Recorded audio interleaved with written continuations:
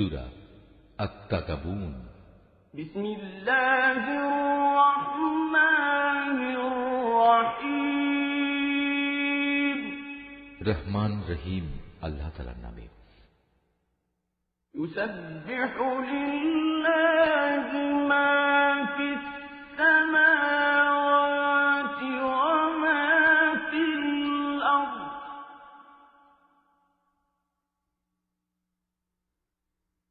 লাহুল মুলকু ওয়া লাহুল হামদু ওয়া হুয়া আলা কুল্লি শাইইন কাদির।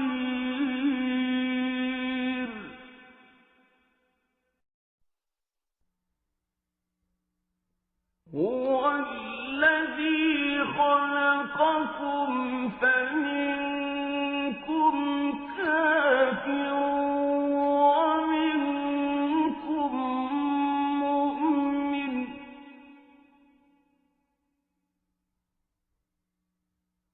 ওয়াল্লাহু বিমা তা'মালুনা বাসীর।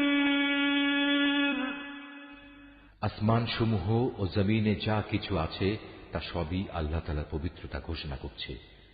যাবতীয় সার্বভৌমত্ব যেমন তাঁর জন্য, তেমনি যাবতীয় প্রশংসাও তাঁর জন্য। তিনি সকল কিছুর উপর প্রবল ক্ষমতাবান। তিনি তোমাদের সবাইকে সৃষ্টি করেছেন, এরপর তোমাদের কিছু লোক মোমেন হল, আবার কিছু লোক কাফের থেকে গেল। আসলে তোমরা যা কিছু করো আল্লাহ তাআলা সব কিছুই দেখেন।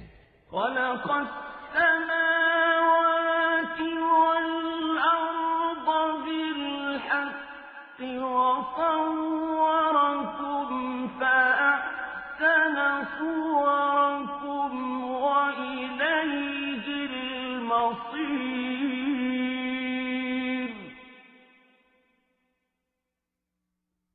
ইয়া'লামু মা ফিস সামাওয়াতি ওয়াল আরদি ওয়া ইয়া'লামু মা তুসিররুনা ওয়া মা তু'লিনুন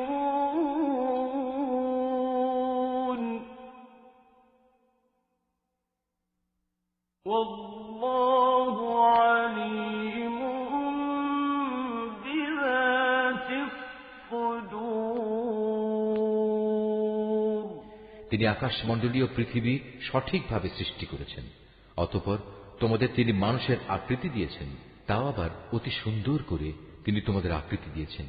তার কাছেই তোমাদের আবার ফিরে যেতে হবে। আকাশমণ্ডলীয় পৃথিবীতে যা কিছু আছে তা তিনি জানেন। তিনি জানেন তোমরা যা কিছু গোপন করো আর যা কিছু প্রকাশ করো। এমনকি আল্লাহ তাআলা তোমাদের মনের কথাও জানেন।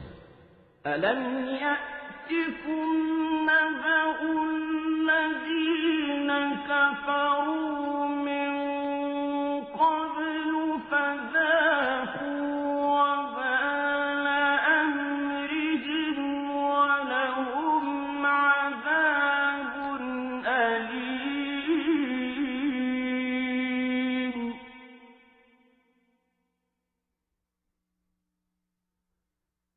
ذلك بأنه كانت تأتيهم رسلهم بالبينات فقالوا أبشر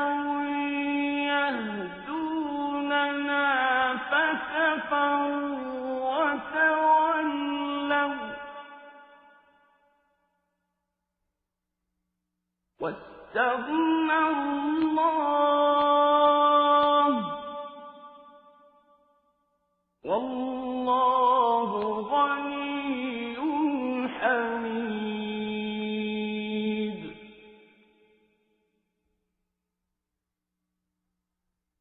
زعم الذين كفروا أن لن يبعثوا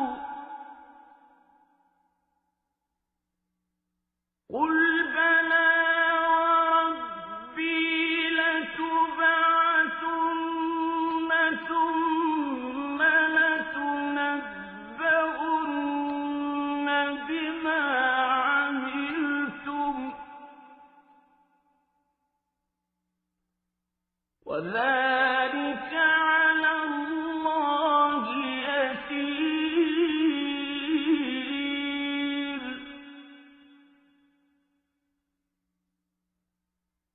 فآمنوا بالله ورسوله والنور الذي أنزلنا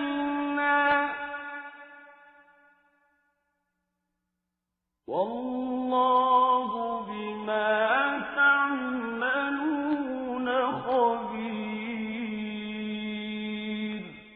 তোমাদের কাছে কি সেসব লোকের খোঁজ খবর কিছুই পৌঁছেনি যারা এর আগে বিভিন্ন নবীর সময় কুফরি করেছিল, অতঃপর তারা দুনিয়াতেই নিজেদের কর্মফল ভোগ করে নিয়েছে, পরকালেও তাদের জন্য কঠোর যন্ত্রণাদায়ক আযাব রয়েছে। এটা এ কারণে যে তাদের কাছে সুস্পষ্ট দলিল প্রমাণ নিয়ে যখনই আল্লাহর কোন রসুল আসত তখনই তারা বলত, কতিপয় মানুষই কি আমাদের পথের সন্ধান দেবে? অতএব তারা সত্য প্রত্যাখ্যান করল এবং ঈমানের পথ থেকে মুখ ফিরিয়ে নিল। অবশ্য আল্লাহ তাআলার তাদের কাছ থেকে কিছুই পাওয়ার দরকার ছিল না, কেননা আল্লাহ তাআলা কারোই মুখাপেক্ষী নন, তিনি প্রশংসিত। এ কাফেররা ধারণা করে নিয়েছে একবার মরে গেলে কখনো তাদের পুনরুত্থিত করা হবে না। তুমি বলো, না, তা কখনো নয়।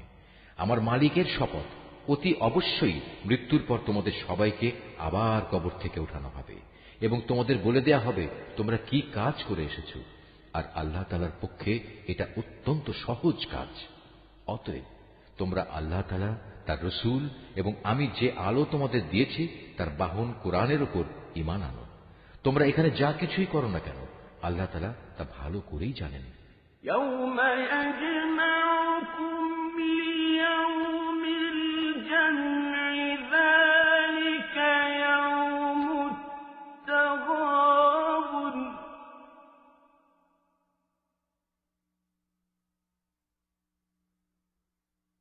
ومن يؤمن بالله ويعمل صالحا يكفر عنه سيئاته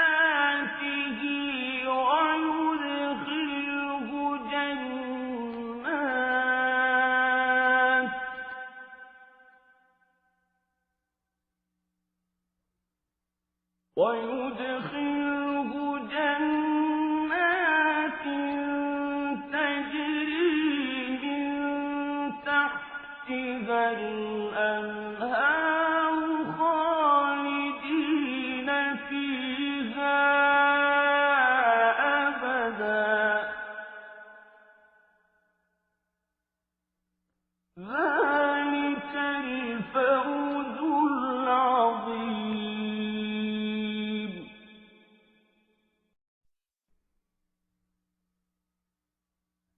والذين كفروا وكذبوا بآياتنا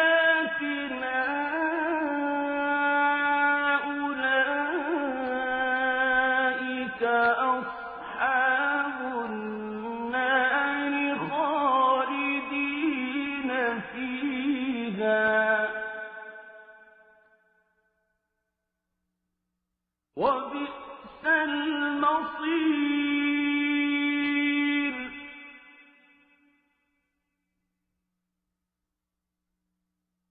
ما أصاب من مصيبة إلا بإذن الله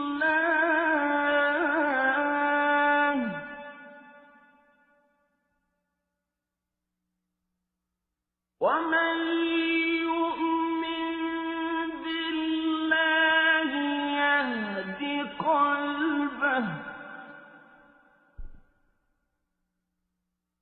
والله بكل شيء عليم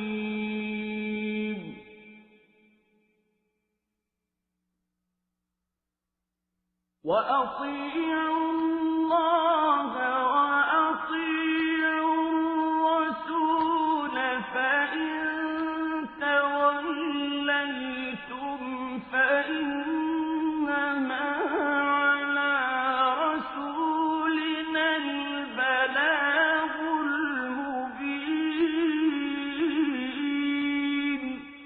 যেদিন তোমাদের আগে পরে সমস্ত মানুষ ও জিনকে একত্র করা হবে সে মহাসমাবেশের দিনটির জন্য, যেদিন বলা হবে, হে মানুষ ও জিন, আজকের দিনটি হচ্ছে তোমাদের আসল লাভ লোকসানের দিন। লাভের দিন তার জন্য যে ব্যক্তি আল্লাহর উপর ঈমান এনেছে এবং নেক কাজ করেছে, তিনি আজ তার সব গুনাহ মোচন করে দেবেন এবং তাকে তিনি এমন এক সুরম্য জান্নাতে প্রবেশ করাবেন যার তলদেশ দিয়ে ঝর্ণাধারা প্রবাহিত হবে। তারা সেখানে অনন্তকাল অবস্থান করবে। আর এটাই হচ্ছে পরম সাফল্য। এটা লোকসানের দিন তাদের জন্য যারা আল্লাহ তাআলাকে অস্বীকার করেছে এবং আমার আয়াতসমূহকে মিথ্যা প্রতিপন্ন করেছে। এদের ব্যাপারে আল্লাহর সিদ্ধান্ত হচ্ছে, এরা সবাই জাহান্নামের অধিবাসী হবে। সেখানে তারা চিরকাল অবস্থান করবে। কত নিকৃষ্ট সে আবাসস্থল! আল্লাহ তাআলার অনুমতি ব্যতীত কোনো বিপদই আসে না। যে ব্যক্তি আল্লাহ তাআলার উপর বিশ্বাস স্থাপন করে, আল্লাহ তাআলা তার অন্তরকে সুপথে পরিচালিত করেন। আর আল্লাহ তাআলা সব বিষয়ে সম্যক অবগত রয়েছেন। তোমরা আল্লাহর আনুগত্য করো তার রসুলের। তোমরা যদি মুখ ফিরিয়ে নাও তাহলে জেনে রেখো, আমার রসুলের দায়িত্ব হচ্ছে কথাগুলো সুস্পষ্টভাবে পৌঁছে দেয়া। আল্লাহু লা ইলাহা ইল্লাহু ওয়া আলাল্লাহি ফালইয়াতাওয়াক্কালিল মুমিনুন। ইয়া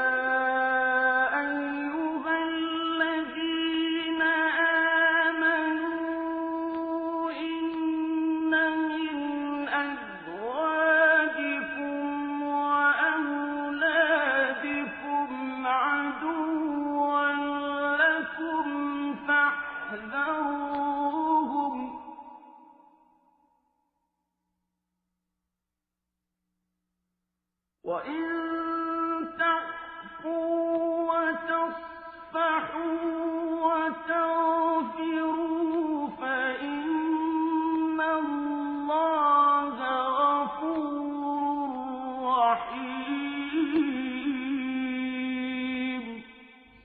আল্লাহ তাআলা মহান সত্তা, তিনি ছাড়া কোনোই মাবুদ নেই। অতএব প্রতিটি ঈমানদার বান্দার উচিত সর্ববিষয়ে তার উপরই নির্ভর করা। হে ঈমানদার লোকেরা, অবশ্যই তোমাদের স্ত্রী ও সন্তান সন্ততিদের মাঝে তোমাদের কিছু দুশমন রয়েছে। অতএব তাদের ব্যাপারে তোমরা সতর্ক থেকো। অবশ্য তোমরা যদি তাদের অপরাধ ক্ষমা করে দাও, তাদের দোষ ত্রুটি উপেক্ষা করো এবং তাদের মাফ করার নীতি অবলম্বন করো, তবে আল্লাহ তাআলা পরম ক্ষমাশীল ও দয়ালু।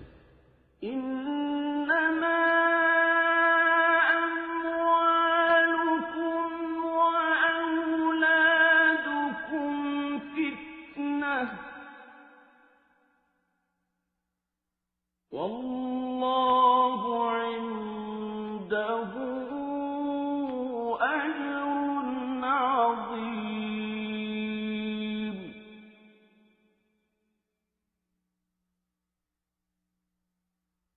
فاتقوا الله ما استطعتم واسمعوا وأطيعوا وأنفقوا خيرا لأنفسكم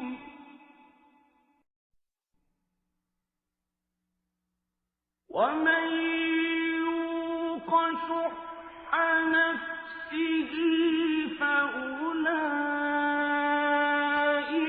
هم المفلحون إن تقرضوا الله قرضا حسنا يضاعفه لكم ويغفر لكم